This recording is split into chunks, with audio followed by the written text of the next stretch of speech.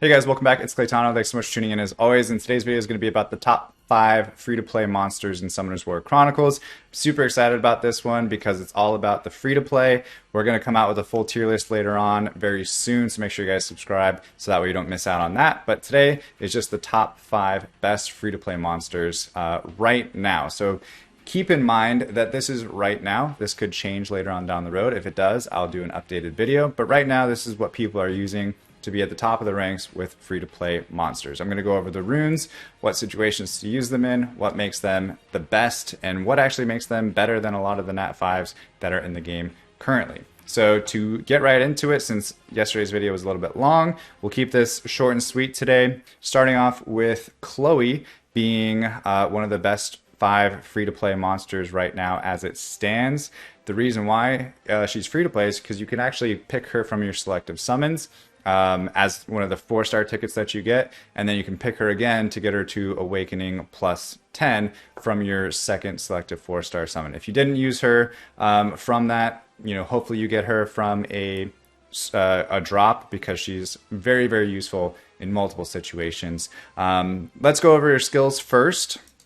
And I don't have mine fully skilled yet because I don't have even as many Chloes, but you don't need to have her fully skilled for her to be useful because a lot of her skill is just based on the invincibility that she offers. So on her, we're going to call this her first skill, is raises the staff to recover HP of nearby allies and applies invincibility to the team members and itself if the target's HP is below a certain ratio. So if they're below, in this case, 30% of their max HP, they'll also get invincibility on her first skill, which is absolutely insane. Not only do they get healed, but they also get invincibility. And she actually has invincibility on both her first and her second skill. So a lot of support from Chloe coming in here.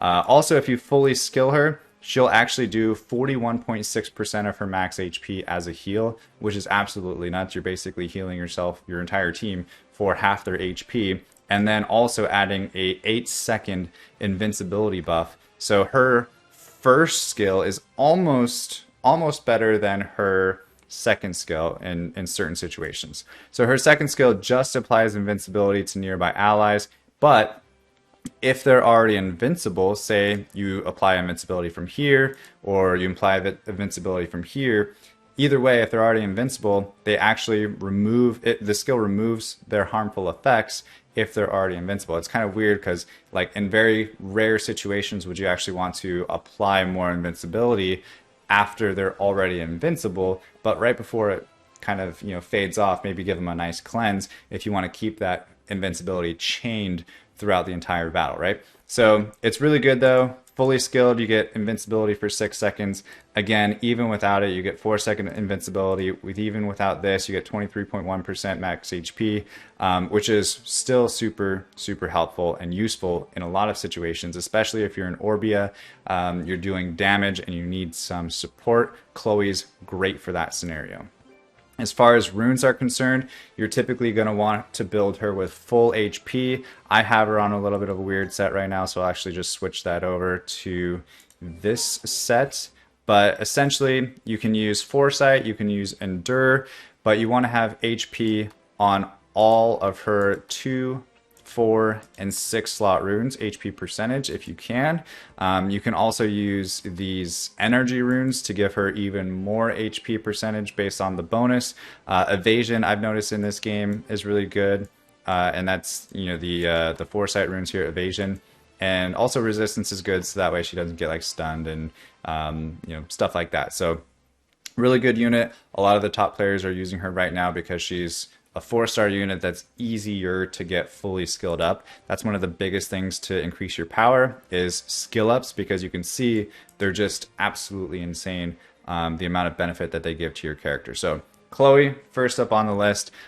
Second up, we're going to move down the line here to, let's go with Konomia, who is also one of the top 5 best free-to-play monsters in the game. Super easy to skill up. She's a natural 3-star monster. This is the Water Garuda.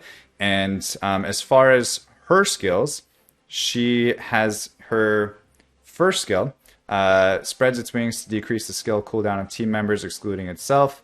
The skill is not affected by other team members' skill cooldown. So it increases the amount that you can use your skills with just using her three mana cost. So if you have a long skill cooldown team, then she can boost everybody up and they can use their skills a lot quicker. And it's really, really nice to have on your team. And especially fully maxed skilled, it's 35%. You should have no problems maxing out Konomia skill, being a 3-star monster. And yeah, it's just really good. I don't see why anybody would not want to make one. However, her second skill spreads its wings to recover HP of nearby allies and removes electric shock, applies mana regen speed up to the team summoner when the effect is successfully removed. The recovery amount is based on its max HP. So only if you have electric shock is she going to remove it, but then it increases your your summoner speed, mana regen to your summoner if it is. I don't see a whole lot of times where I'm actually electric shook. So that's more niche, but it does give a nice 22.7% max HP heal for the entire team. And then, yeah, if you do remove electric shock, you get 1 mana regen speed up for 10 seconds. So mana regen speed up gives you summoner's mana regen stacks up to level 10, but times 1.5. Basically, you're regenerating 1.5 mana for every 1 that you normally would. So super good monster. You're going to actually rune her very similar. I call it a her, but you're going to rune her very similar to Chloe. We'll just switch the runes over here so that way you can see the power and stuff. 60,000 power. And again, HP, all the different slots. You're going to want substats of HP, defense, stuff like that. You don't really need to worry about crit rate, crit damage. She's not a damage dealer. She's just a support. You're going to use different things for damage dealing. This right here is a support. Chloe's also a support. She's going to need to be a little bit tankier because she's, I believe she's actually like a melee range. So she'll actually be closer to the monsters that you're killing, therefore potentially taking more damage from it. So again, really good monster. Absolutely build her. You should have no excuse why you don't have a fully skilled Konomia level 70 in your team. Very cheap as far as resources are concerned as well. I don't even have mine max awakened. But you can also do that pretty easily as well, going all the way up to 15 awakening. The only thing with that is if you want to spend all the Breath of Lives, which we know how to get those, you go to the exchange piece. You can also watch my other video, the beginner guide. I tell you guys how to do that. But you can actually go all the way up to 15. It does take a lot of Breath of Life, plus it takes a lot of Essence, but at least 5, maybe even 10 for Konomia. For anybody on this list, I would say potentially even 10 if you have the resources and you don't have anything else to work on instead. The other one here, number 3 on the list, is going to be Shannon.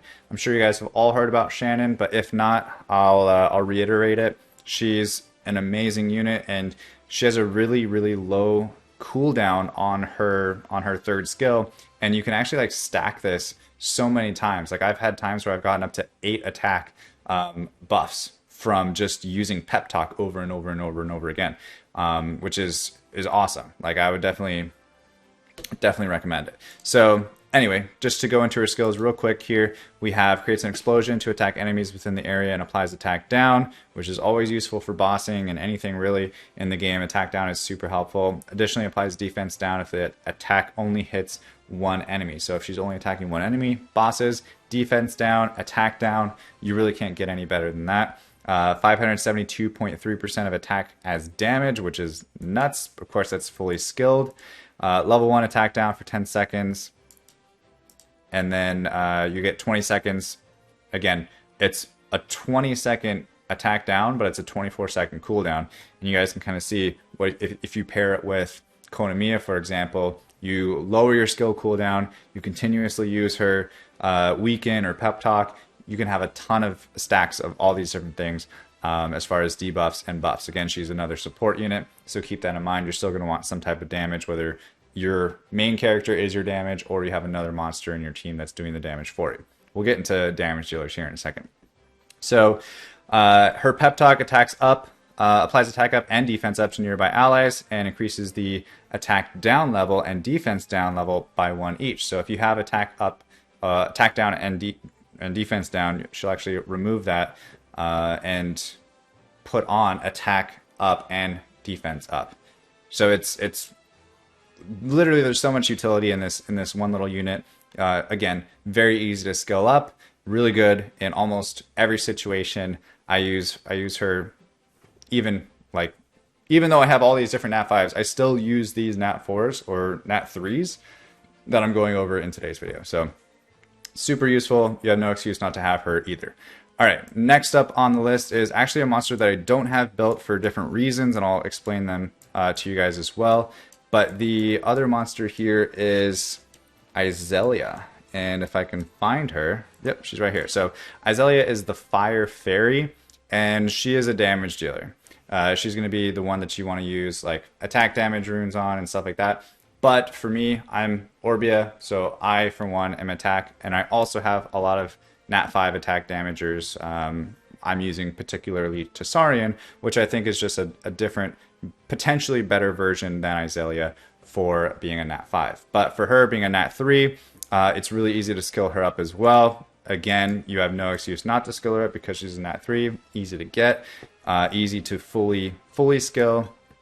Evolve as well. Like, I mean, you should have a plethora of 3-star Rainbow Mons, but for the most part, she's a damage dealer. And if we look at her skills, she goes up to 165 on skill 1, but her skill 1, not her basic attack, shoots a sphere to attack two random enemies within the area, applies attack down if the target doesn't have attack up, and removes attack up if the target has the effect. So kind of an interesting thing, very similar to how Shannon does that with her own team. She does this with the other team, right? Applies attack down if the target doesn't have attack up. So, and it removes attack up if the target has the effect. So if they have attack up, it does not apply attack down, but at least removes the effect from the opponent. Also, she does 600.8% of attack as damage, which is a ton.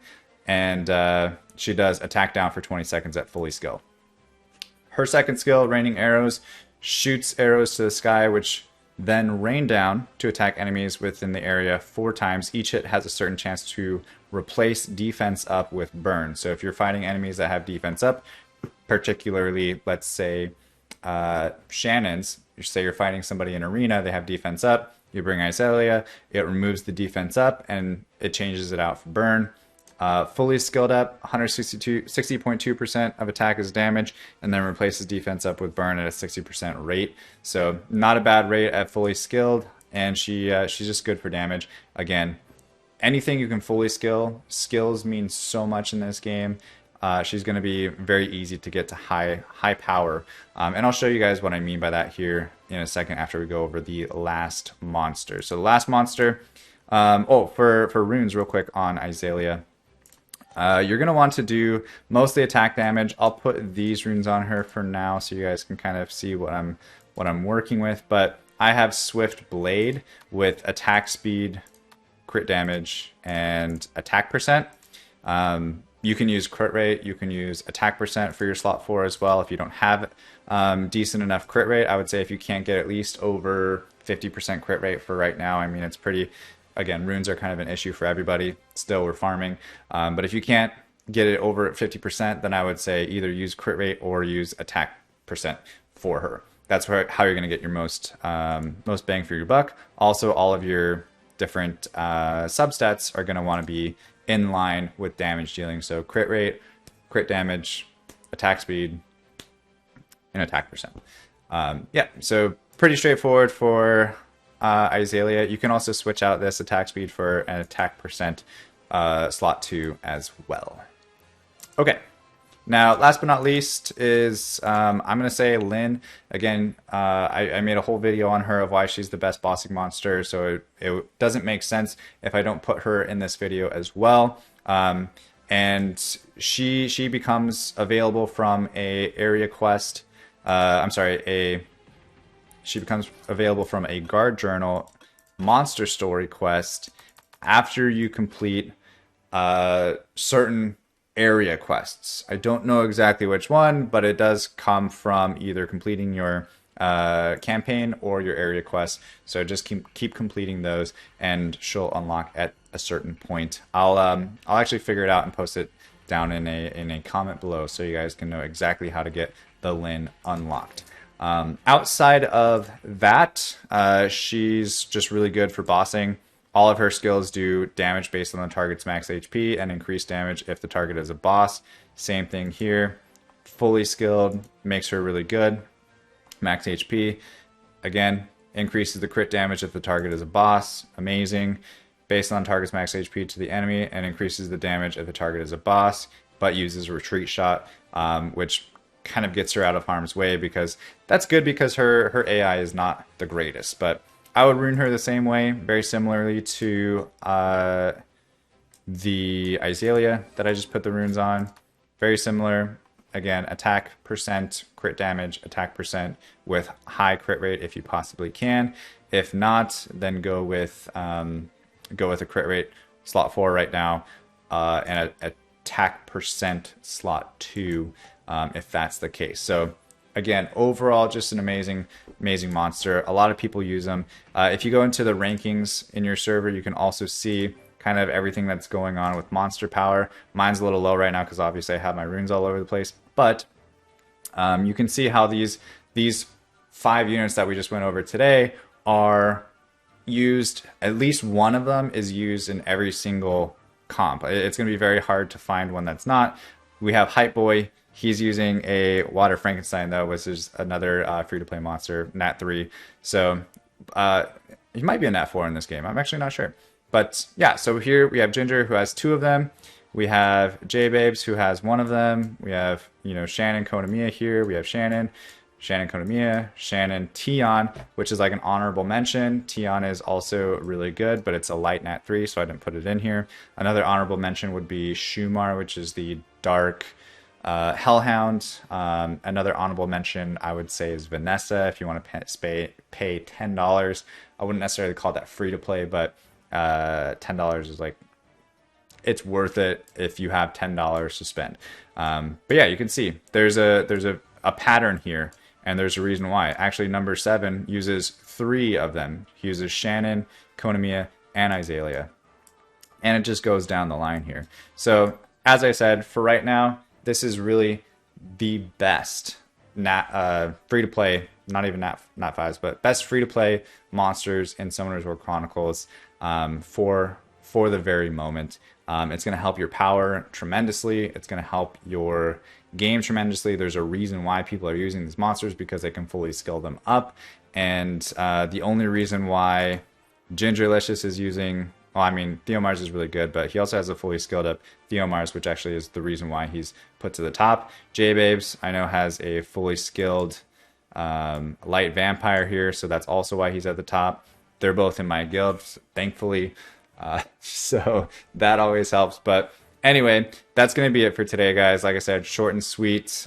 This, I mean, maybe not that short, but hope this helps. If you guys would like, smash that like button, comment down below. I'm going to get to all the comments. I swear I'm going to reply to every single one of them. So spam comments, spam questions. I'm going to reply to every single one of them. And aside from that, guys, thanks so much for watching. As always, subscribe. And I'll see you guys in the next one. All right. Peace.